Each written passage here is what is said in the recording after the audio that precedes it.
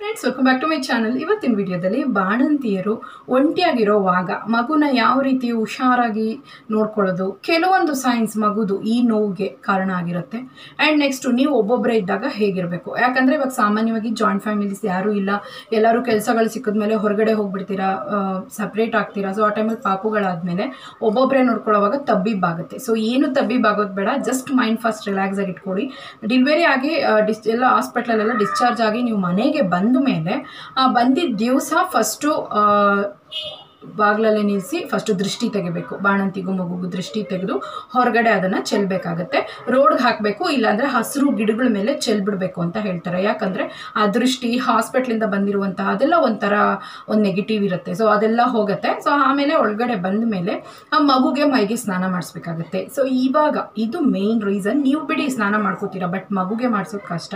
So ಈ ಟೈಮಲ್ಲಿ ಏನು ಮಾಡೋದು, ನಮಗೆ ಸ್ನಾನ ಮಾಡ್ಸೋಕ್ಕೆ ಬರಲ್ವಲ್ಲ ಅನ್ನೋರು ಬಂದು ಒಂದು ಅಗಲವಾದಂಥ ಟಬ್ ತಗೊಳ್ಳಿ, ಒಂದು ಬಕೆಟಲ್ಲಿ ಬಿಸಿನೀರು ತಗೊಳ್ಳಿ. ಸೊ ಟಬ್ಬಲ್ಲಿ ಮಗುನ ಇಟ್ಬಿಟ್ಟು ನೀವು ಬಂದು ಸ್ನಾನ ಮಾಡಿಸೋದು. ಸೊ ಮಗುಗೆ ಈ ರೀತಿ ಇಟ್ಕೊಂಡು ಇಲ್ಲೆಲ್ಲ ಕೈಯಲ್ಲೆಲ್ಲ ನಿಧಾನವಾಗಿ ಸ್ವಲ್ಪ ನೀರು ಹಾಕಿ ಮೈಗೆ ಸ್ನಾನ ಮಾಡಿಸ್ಬೇಕಾಗತ್ತೆ.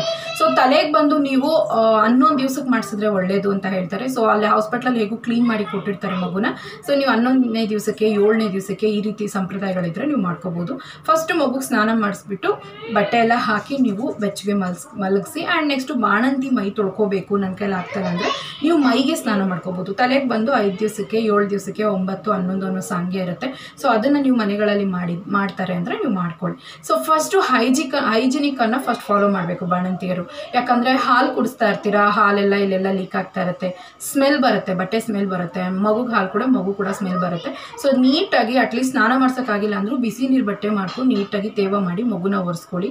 ನೀವು ಅಷ್ಟೇ ಸ್ನಾನ ಮಾಡೋಕ್ಕಾಗ್ತಾಯಿಲ್ಲ, ಪೇಯ್ನ್ ಆಗಿದೆ, ಸ್ಟಿಚಸ್ ಪೇಯ್ನ್ ಇದೆ, ಇಲ್ಲ ಮಳೆ ಬರ್ತಾ ಇದೆ, ಸ್ನಾನ ಮಾಡಿದ್ರೆ ಮೈ ಕೆಟ್ಟೋಗುತ್ತೆ ಅನ್ನೋರು ಬಂದು ಬಿಸಿ ನೀರು ಬಟ್ಟೆ ತೊಗೊಂಡು ಮೈ ಒರೆಸ್ಕೊಂಡು ಆ ಕಂಕ್ಲಿನ ಕೆಳಗಡೆ ಎಲ್ಲ ಒಂದು ಸ್ವಲ್ಪ ಸೋಪ್ ಹಾಕಿ ಬಟ್ಟೆಯಲ್ಲೇ ನೀಟಾಗಿ ಒರೆಸ್ಕೊಂಡು ಅದು ಲಾಸ್ಟಲ್ಲಿ ಮಾಡ್ಕೊಳ್ಳಿ. ಮೈಯೆಲ್ಲ ಒರೆಸ್ಕೊಂಡ್ಮೇಲೆ ಆ ಪ್ಲೇಸನ್ನು ನೀಟಾಗಿ ಯಾಕಂದರೆ ಮಗು ಜಾಸ್ತಿ ನಿಮ್ಮ ಪಕ್ಕನೇ ಮಲಗಿರೋದ್ರಿಂದ ಮಗುಗೆ ಇನ್ಫೆಕ್ಷನ್ ಆಗಬಾರ್ದು ಅಂತ ಹೈಜಿನಿಕನ್ನು ಫಾಲೋ ಮಾಡಬೇಕು ಅಂತ ಹೇಳ್ತಾ ಇದ್ದೀನಿ. ಆ್ಯಂಡ್ ನೆಕ್ಸ್ಟು ಮಗುಗೆ ಹಾಲು ಕುಡಿಸಿದ್ದಾದಮೇಲೆ ಹಾಗೆ ಮಲಗಿಸ್ಬಾರ್ದು, ನೀಟಾಗಿ ತೆಗೆಸಿ ಬಾಯನ್ನು ನೀಟಾಗಿ ಒರೆಸ್ಬಿಟ್ಟು ಮಲಗಿಸ್ಬೇಕು. ಇಲ್ಲೆಲ್ಲ ಅಂಟೆಂಟ್ ಆಗುತ್ತೆ ಮಗುಗೆ, ಅದರಿಂದ ಕೂಡ ಸಣ್ಣ ಸಣ್ಣ ಗುಳ್ಳೆ ಬ್ಯಾಕ್ಟೀರಿಯಲ್ ಇನ್ಫೆಕ್ಷನ್ ಆಗುತ್ತೆ ತುಟಿ ಹತ್ರ. ಸೊ ಅದಕ್ಕೆ ನೀವೇನೇ ಹಾಲು ಕೊಟ್ಟರು ಅದು ಒಣಗಿ ಅದು ಇಲ್ಲೆಲ್ಲ ಒಂಥರ ಅಂಟೆಂಟ್ ಆಗೋದಕ್ಕೆ ಮುಂಚೆನೇ ಒರೆಸ್ಕೊಳ್ಳಿ. ಆ್ಯಂಡ್ ನೆಕ್ಸ್ಟ್ ಒಬ್ಬೊಬ್ಬರೇ ಇರೋರು ಹೇಗೆ ಮಗುನ ನೋಡ್ಕೊಳ್ಳೋದು ಅಂತಂದರೆ ಶೆಡ್ಯೂಲ್ ಹಾಕ್ಕೊಳ್ಳಿ, ಯಾವ್ಯಾವ ಕೆಲಸ ಯಾವ್ಯಾವ ಟೈಮಲ್ಲಿ ಆಗಬೇಕು. ನೈಟಲ್ಲಿ ಮಲ್ಗೋವಾಗ್ಲೇ ನೀವೀಗ ಬಂದು ಬಾಣಂತನಂದ್ರೆ ನನ್ನ ಪ್ರಕಾರ ಒಂದು 15 ದಿವಸ ಜಾಸ್ತಿ ರೆಸ್ಟ್ ಮಾಡಬೇಕಾಗುತ್ತೆ. ಅದಾದಮೇಲೆ ಮೈ ಸ್ವಲ್ಪ ಚೇತರಿಸ್ಕೊಂಡಿರ್ತೀರ, ಅವಾಗ ಒಂದು ಸಣ್ಣ ಪುಟ್ಟ ಕೆಲಸಗಳು ಮಾಡ್ಕೋಬೋದು. ಮಗುದು ಪ್ಯಾಡ್ ಚೇಂಜ್ ಮಾಡೋದಾಗಲಿ, ರೂಮ್ ಕ್ಲೀನ್ ಮಾಡ್ಕೊಳ್ಳೋದಾಗಲಿ, ಇಲ್ಲ ಸಣ್ಣ ಸಣ್ಣ ಯೂರಿನ್ ಬಟ್ಟೆಗಳು ವಾಶ್ ಮಾಡ್ಕೊಳ್ಳೋದಾಗಲಿ ಬಿಸಿನೀರಲ್ಲೆಲ್ಲ ಮಾಡ್ಕೋಬೋದು.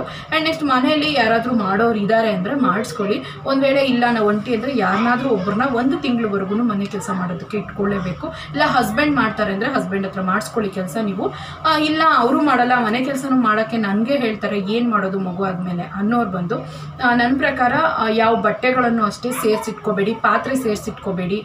ಮತ್ತು ಬಂದು ಬಟ್ಟೆಗಳನ್ನ ವಾಷಿಂಗ್ ಮಿಷಿನ್ ಇದ್ದರೆ ವಾಶ್ ಮಾಡ್ಕೊಳ್ಳಿ, ಇಲ್ಲಾಂದರೆ ಬಿಸಿನೀರಲ್ಲಿ ನೆನೆಸಿ ಸೋಪ್ ಹಾಕಿ ಚೆನ್ನಾಗಿ ಜಾಲಿಸ್ಬಿಟ್ಟು ಬಟ್ಟೆನ ನೀಟಾಗಿ ಒಗೆದು ಹಾರಾಕ್ಕೊಳ್ಳಿ. ಆ್ಯಂಡ್ ನೆಕ್ಸ್ಟು ಯಾಕೆ ಇವೆಲ್ಲ ಹೇಳ್ತೀನಿ ಅಂದರೆ ಜಾಸ್ತಿ ಪಾತ್ರೆ ಜಾಸ್ತಿ ಬಟ್ಟೆಗಳು ಇಟ್ಕೊಂಡಾಗ ನಮಗೆ ಅದು ಹೊರೆ ಆಗುತ್ತೆ, ಬೆನ್ನೋವು ಸೊಂಟ ನೋವು ಈ ರೀತಿ ಬರ್ತಾ ಇರುತ್ತೆ. ಸೊ ಬೆಳಗ್ಗೆ ಮಾರ್ನಿಂಗ್ ಮಗು ಅರ್ಲಿ ಮಾರ್ನಿಂಗ್ ಎದ್ದು ಬಿಡುತ್ತೆ.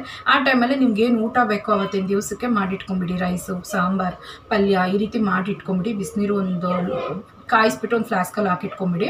ಆ್ಯಂಡ್ ನೆಕ್ಸ್ಟು ಮನೆಯೆಲ್ಲ ಆಲ್ರೌಂಡಾಗಿ ದಿನ ಒರೆಸೋದೇನು ಬೇಡ, ಕ್ಲೀನಾಗಿ ಇಟ್ಕೊಳ್ಳಿ. 2 ದಿವಸಕ್ಕೆ ಒಂದ್ಸಲಿ ಒರೆಸ್ಕೊಳ್ಳಿ. ಆದಷ್ಟು ಸಾಕ್ಸ್ ಮತ್ತು ಚಪ್ಪಲ್ ಹಾಕ್ಕೊಂಡು ಮನೇಲಿ ಕೆಲಸ ಮಾಡಬೇಕು. ಪಾತ್ರೆ ಎಲ್ಲ ಬಂದು ಬಿಸಿನೀರಲ್ಲೇ ತೊಳಿಬೇಕು. ಇದೆಲ್ಲ ಬಂದು ಡೆಲಿವರಿ ಆಗಿ ನೀವು 1 ವಾರಕ್ಕೆ ಮಾಡಿ ಅಂತ ನಾನು ಹೇಳ್ತಾ ಇಲ್ಲ, ಡೆಲಿವರಿ ಆಗಿ 1 ಮಂತ್ ಆದಮೇಲೆ ಮಾಡ್ಕೊಳ್ಳಿ. ಯಾಕಂದರೆ ಅಲ್ಲಿವರೆಗೂ ಯಾರನ್ನಾದ್ರೂ ಇಟ್ಕೊಂಡು ನೀವು ಕೆಲಸ ಮಾಡಿಸ್ಕೊಳ್ಳೇಬೇಕು. ಯಾಕಂದರೆ ಕೋಲ್ಡ್ ಆಗೋಯ್ತು ಅಂತಂದರೆ ಮಗುಗೂ ಜ್ವರ ಬರುತ್ತೆ, ನಿಮಗೂ ಜ್ವರ ಬರುತ್ತೆ. ಸೊ ಒಂಟಿಯಾಗಿರೋ ಹೆಣ್ಮಕ್ಳು ಬಾಣಂತಿಯರು ಏನು ಮಾಡಬೇಕು, ಸೊ ಇದನ್ನೇ ಫಾಲೋ ಮಾಡಬೇಕು. 1 ಮಂತ್ ಆದಮೇಲೆ ನೀವು ಫಾಲೋ ಮಾಡಿ. ಯಾಕಂದರೆ ಗಂಡಸರಿಗೆ ಎಲ್ಲನೂ ನಾವು ಹೇಳೋಕ್ಕೆ ಬರಲ್ಲ, ಅದು ಮಾಡಿಕೊಡು ಇದು ಮಾಡಿಕೊಡು ಅಂತ. ಸೊ 1 ಮಂತ್ವರೆಗೂ ಯಾರನ್ನಾದ್ರೂ ಒಬ್ಬರನ್ನ ನೀವು ಕೆಲಸಕ್ಕೆ ಇಟ್ಕೊಂಡ್ರೆ ಲೇಡೀಸ್ನ ಅವ್ರು ಮಾಡಿಕೊಡ್ತಾರೆ. ಆಮೇಲೆ ನೀವು ಬಂದು ಸ್ವಲ್ಪ ಚೇತರಿಸ್ಕೊಂಡಿರ್ತೀರ. ಬ್ಯಾಕ್ ಪೈನು, ಸ್ಪೈನಲ್ ಕಾರ್ಡ್ ಇದೆಲ್ಲನೂ ನಮಗೆ ಸೆಟ್ ಆಗೋದಕ್ಕೆ ಹತ್ತತ್ರ 2 ತಿಂಗಳಾಗುತ್ತೆ.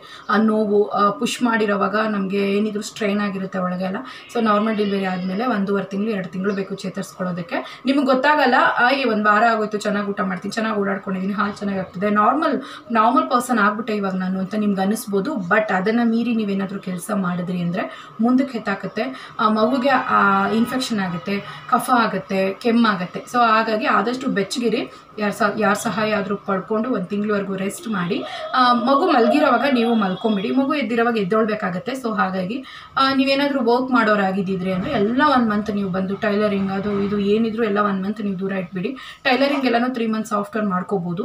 ಯಾಕಂದರೆ ಕೂತು ಮಾಡೋದ್ರಿಂದ ಕಾನ್ಸ್ಟಿಪೇಷನ್ ಆಗುತ್ತೆ, ಹೊಲಿಗೆಗಳು ನೋವು ಬರುತ್ತೆ, ಮತ್ತು ಬೆನ್ನು ನೋವು ಬರುತ್ತೆ, ಸೊಂಟ ನೋವು ಬರುತ್ತೆ, ನಿದ್ದೆ ಹಾಳಾಗುತ್ತೆ, ಇದು ಕುತ್ತಿಗೆ ನೋವು ಬರುತ್ತೆ. ಸೊ ಹೆಚ್ಚಾದಂಥ ಕೆಲಸ ಬಾಣಂತಿಯರು ಮಾಡಬಾರ್ದು. 1 ಮಂತ್ ಆದಮೇಲೆ ಮಾಡ್ಕೊಳ್ಳಿ.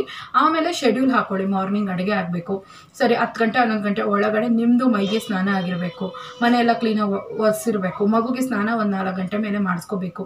ಈ ರೀತಿ ಎಲ್ಲನೂ ಶೆಡ್ಯೂಲ್ ಹಾಕೊಂಡು ಬರೆದಿಟ್ಕೊಂಡು ಒಂದೊಂದೇ ಮಾಡ್ಕೊಂಡು ಹೋಗಿ. ಒಂದು ದಿನ 2 ದಿನ ತುಂಬ ಕಷ್ಟ ಆಗುತ್ತೆ ಒಬ್ಬರೇ ಮಾಡ್ಕೊಳ್ಳೋವಾಗ. ನಾನು ಕಷ್ಟಪಟ್ಟಿದ್ದೀನಿ. ಸೊ ಹಾಗಾಗಿ ಶೆಡ್ಯೂಲ್ ಹಾಕೊಂಡು ಮಾಡ್ಕೊಳ್ಳಿ. ಯಾವುದನ್ನು ಗುಡ್ ಹಾಕೋಬೇಡಿ. ಬಟ್ಟೆಗಳಾಗ್ಬೋದು, ಪಾತ್ರೆಗಳಾಗ್ಬೋದು, ಆ ಟೈಮ್ ತೊಳೆದಿಟ್ಬಿಡಿ. ಆ ಟೈಮ್ ಕಿಚನ್ ಕ್ಲೀನ್ ಮಾಡಿಟ್ಬಿಡಿ. ಆ ಟೈಮ್ ಮನೇಲಿ ಏನೇನು ನೀಟಾಗಿರಬೇಕು ಅದು ಮಾಡಿಟ್ಕೊಳ್ಳಿ. ಇನ್ನೊಂದು ಪಾಪು ಇದೆ ಅಂದರೆ ಆ ಪಾಪುನ ಚಿಕ್ಕ ಪಾಪು ಹತ್ರ ಜಾಸ್ತಿ ಹೋಗಕ್ಕೆ ಬಿಡಬೇಡಿ. ಯಾಕಂದರೆ ನೀವು ಆ ಪಾಪು ಜೊತೆ ಇದ್ದಿರ್ತೀರ ಇನ್ನೊಂದು ಮಗು ಆಗೋವರೆಗೂ. ಆಮೇಲೆ ಇನ್ನೊಂದು ಪಾಪು ಜೊತೆ ನೀವು ಜಾಸ್ತಿ ಟೈಮ್ ಸ್ಪೆಂಡ್ ಮಾಡುವಾಗ ಈ ಪಾಪುಗೆ ಜೆಲಸ್ ಆಗುತ್ತೆ, ಮಗುನ ಗೆಲ್ಲಬೇಕು, ಹೊಡಿಬೇಕು. ಈ ರೀತಿ ಎಲ್ಲನೂ ನನಗೂ ಎಕ್ಸ್ಪೀರಿಯನ್ಸ್ ಆಗಿದೆ, ಅದಕ್ಕೆ ಹೇಳ್ತಾ ಇದ್ದೀನಿ. ಮಕ್ಕಳಿಗೆ ತಿಳುವಳಿಕೆ ಬರೋವರೆಗೂ ನಾವು ಜಾಸ್ತಿ ಹುಷಾರಾಗಿ ಇನ್ನೊಂದು ಪಾಪು ನೋಡ್ಕೋಬೇಕಾಗುತ್ತೆ. ಏನಾದರೂ ಆಟ ಆಡೋಕೆ ಕೊಟ್ಬಿಡೋದು, ಏನಾದರೂ ಬಾಯಿಗೆ ತಿನ್ನಿಸ್ಬಿಡೋದು, ಇಲ್ಲ ಹಿಂಗೆಲ್ಲ ಜೋರಾಗಿ ಅನ್ನೋದು, ಮಗುಗೆ ತಲೆಗೆ ಹೊಡಿಯೋದು, ಇಂಥವೆಲ್ಲ ಮಾಡ್ತವೆ ಮಕ್ಕಳು. ಹಾಗಾಗಿ ಇನ್ನೊಂದು ಪಾಪು ಇದ್ದರೆ ಅಲ್ಲೊಂದು ಕಣ್ಣು ಇಟ್ಟಿರಿ. ದೊಡ್ಡ ಪಾಪುನ ನಿಮ್ಮ ಜೊತೆ ಇಟ್ಕೊಂಡು ಕೆಲಸ ಮಾಡುವಾಗ ನಿಮ್ಮ ಜೊತೆ ಇಟ್ಕೊಂಡ್ಬಿಡಿ. ಅದು ಇದು ವರ್ಕ್ ಕೊಡ್ತಾ ಇರಿ. ಚಿಕ್ಕ ಪಾಪುನ ಆದಷ್ಟು ಒಂದು ಸ್ವಲ್ಪ ಸೆಪ್ರೇಟಾಗಿ ಆ ರೀತಿನೇ ನಾವು ನೋಡ್ಕೋಬೇಕಾಗತ್ತೆ. ಯಾಕಂದರೆ ಹೇಳೋಕೆ ಬರಲ್ಲ ಮಕ್ಕಳಿಗೆ, ಹೊಟ್ಟೆ ಕಿಚ್ಚನ್ನ ಆ ಥರ ತೋರಿಸ್ತವೆ. ಸೊ ಯಾವ ಪಾಪುನೂ ಇಲ್ಲ, ಇದೇ ಫಸ್ಟ್ ಬಾಣಂತನ ಅಂತಂದರೆ ನೀವು 1 ಮಂತ್ ರೆಸ್ಟ್ ಮಾಡಿ ಆಮೇಲೆ ಬಂದು ನಿಧಾನವಾಗಿ ಒಂದೊಂದೇ ಕೆಲಸ ನೀವು ಮಾಡ್ಬೋದು. ಆದಷ್ಟು ಬಿಸಿನೀರಲ್ಲೇ ಮಾಡಬೇಕು, ತಣ್ಣೀರಲ್ಲಿ ಮಾಡಬಾರ್ದು. ಸೋಲಾರ್ ಇದೆ ಅನ್ನೋರು ಸೋಲಾರ್ ನೀರುಗಳನ್ನು ಯೂಸ್ ಮಾಡ್ಕೊಳ್ಳಿ. ಸೋಲಾರ್ ಇದೆ ಆದರೂ ಕರೆಂಟ್ ಮಳೆ ಬರ್ತಾ ಇರೋದ್ರಿಂದ ನೀರು ಕಾಯ್ತಲ್ಲ ಅಂದರೆ ಒಂದು ಗೀಸರ್ ಹಾಕ್ಸ್ಕೊಳ್ಳಿ. ಈಗೆಲ್ಲನೂ 3,500-4 ಸಾವಿರಕ್ಕೆಲ್ಲ ಸಿಗ್ತಾ ಇದೆ. ಸೊ ಒಂದು ಗೀಸರ್ ಹಾಕೊಂಬಿಡಿ. ಸೊ ಅದರಿಂದ ಯಾವಾಗಲೂ ನಾವು ಆನ್ ಮಾಡ್ಕೊಂಡು ಬಿಸಿನೀರನ್ನು ತಗೋತಾ ಇರ್ಬೋದು. ಅದಕ್ಕೋಸ್ಕರ ಆದಷ್ಟು ಬಿಸಿನೀರಲ್ಲಿ ಕೆಲಸ ಮಾಡೋದು ತುಂಬ ಒಳ್ಳೆಯದು. 1 ತಿಂಗಳು ಆದಮೇಲೆ ಕೆಲಸ ಮಾಡಿದ್ರೆ ನಿಮ್ಗೆ ಅಷ್ಟಾಗಿ ನೋವಾಗಲಿ ಬಾಧೆ ಆಗಲಿ ಆಗಲ್ಲ. ನೀವು ಡೆಲಿವರಿ ಆಗಿ 5 ಡೇಸ್ಗೆಲ್ಲನೂ ಕೆಲಸ ಮಾಡಿದ್ರಿ ಅಂದರೆ ಸಿಕ್ಕಾಪಟ್ಟೆ ಮುಂದಕ್ಕೆ ತಾಕತ್ತೆ ನೋವು. ಸೊ ಆದಷ್ಟು ಹುಷಾರಾಗಿರಬೇಕು. ಆ್ಯಂಡ್ ನೆಕ್ಸ್ಟು ನೀವು ನೀರು ಕುಡಿಯೋದಾಗಲಿ, ಹಾಲು ಕುಡಿಯೋದಾಗಲಿ, ಊಟ ಮಾಡೋದಾಗಲಿ ಮಿಸ್ ಮಾಡಬಾರ್ದು. ಸೊ ಕೆಲಸ ಮಾಡ್ತಾ ನಾವು ಅದೆಲ್ಲ ಮರ್ತು ಬಿಡ್ತೀವಿ.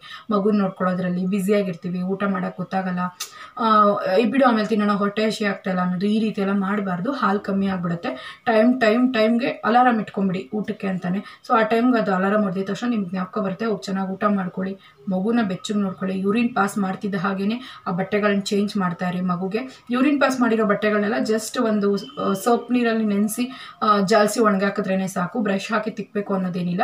ಟಾಯ್ಲೆಟ್ ಬಟ್ಟೆಗಳಿಗೆ ಆದಷ್ಟು ನೀವು ಡೈಪರ್ ಯೂಸ್ ಮಾಡಬಹುದು. ಇವಾಗೆಲ್ಲ ಸೇಫಾಗಿರೋ ಬರ್ತಾ ಇದ್ದಾವೆ. ನಿಮಗೆ ತುಂಬ ಗಲೀಜು ಮಾಡ್ತವೆ ಮಕ್ಕಳು, ನಮ್ಮ ಕೈಲಾಗದೆ ಡೈಪರ್ ಯೂಸ್ ಮಾಡ್ಕೊಳ್ಳಿ.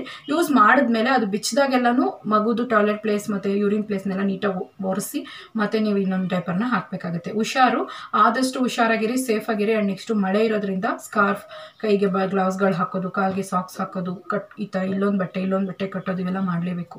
ಸೊ ಮಗುನೂ ಅಷ್ಟೇ ಬೆಚ್ಚಗೆ ನೋಡ್ಕೊಳ್ಳಿ. ಒಂಟಿಯಾಗಿದ್ದೀನಿ ಅಂತ ಹೆದರ್ಕೋಬೇಡಿ, ಎಲ್ಲರಿಂದನೂ ಸಾಧ್ಯ. 1-3 ತಿಂಗಳು ಮಗು ನೀವು ಸಾಕೊಂಡ್ಬಿಟ್ರೆ ಅದು ಪಾಟ್ಕದ ಹಾಲು ಕೊಟ್ಟರೆ ಆಡ್ಕೊಳ್ಳುತ್ತೆ, ಮಲ್ಕೊಳ್ಳುತ್ತೆ. ತಲೆ ನಿಲ್ಲೋವರೆಗೂ ಒಂದು ಸ್ವಲ್ಪ ಕಷ್ಟ. ತಲೆ ನಿಂತ ಮೇಲೆ ಮನೆಗೆ ಬರೋರು ಯಾರಾದರೂ ಹಸ್ಬೆಂಡ್ ಎತ್ಕೊಳ್ಳೋದಕ್ಕೆ ಎಲ್ಲದಕ್ಕೂ ಈಸಿ ಆಗುತ್ತೆ. ಜಸ್ಟ್ ಒಂದು 3 ಮಂತ್ಸ್ ಹಲ್ಲು ಕಚ್ಕೊಂಡು ನೋಡ್ಕೊಂಬಿಡಿ, ಆಮೇಲೆ ಎಲ್ಲ ಸರೋಗುತ್ತೆ. ಡೈಲಿ ರೂಟೀನ್ಗೆ ಬಂದುಬಿಡ್ತೀರಾ. ಸೊ ನಾನು ಕೂಡ ಎಕ್ಸ್ಪೀರಿಯನ್ಸ್ ಮಾಡಿದ್ದೀನಿ, ಅದಕ್ಕೆ ಹೇಳ್ತಾ ಇದ್ದೀನಿ. ಸೊ ಹೆದರ್ಕೊಂಡ್ರೆ ಏನೂ ಮಾಡೋಕ್ಕಾಗಲ್ಲ. ಅರ್ಲಿ ಮಾರ್ನಿಂಗ್ ಎದ್ದಾಗಲೇ ಕೆಲಸ ಮಾಡ್ಕೊಂಡ್ಬಿಡ್ತಾ ಇದ್ದೆ ನಾನು. 11 ಗಂಟೆಗೆ ಎಲ್ಲ ಕೆಲಸ, ಅಡುಗೆಯಿಂದ ಹಿಡಿದು ಪಾತ್ರೆಯಿಂದ ಮನೆ ಒರೆಸೋದ್ರಿಂದ ಸ್ನಾನವರೆಗೂ ಮುಗ್ದೋಗ್ತಾ ಇತ್ತು. ನನಗೆ ಇವಾಗಲೂ ಆಶ್ಚರ್ಯ ಆಗುತ್ತೆ ನಾನು ಮಾಡ್ಕೊಳ್ತಾ ಇದ್ದಿದ್ದು. ಯಾಕಂದರೆ 5 o'clock ಎದ್ದರೆ ಎಲ್ಲ ಕೆಲಸ ಬೇಗ ಆಗುತ್ತೆ. ಸೊ ಮಾಡ್ಕೋಬೇಕು. ಸೋಂಬೇರಿತನ ಪಟ್ಟರೆ ಮತ್ತೆ ನಮ್ಗೆ ಯಾರು ಮಾಡ್ಕೊಡ್ತಾರೆ, ಮತ್ತೆ ನಾವೇ ಮಾಡಬೇಕು. Okay friends, take care. ಪಾಪುನ ಹುಷಾರಾಗಿ ನೋಡ್ಕೊಳ್ಳಿ.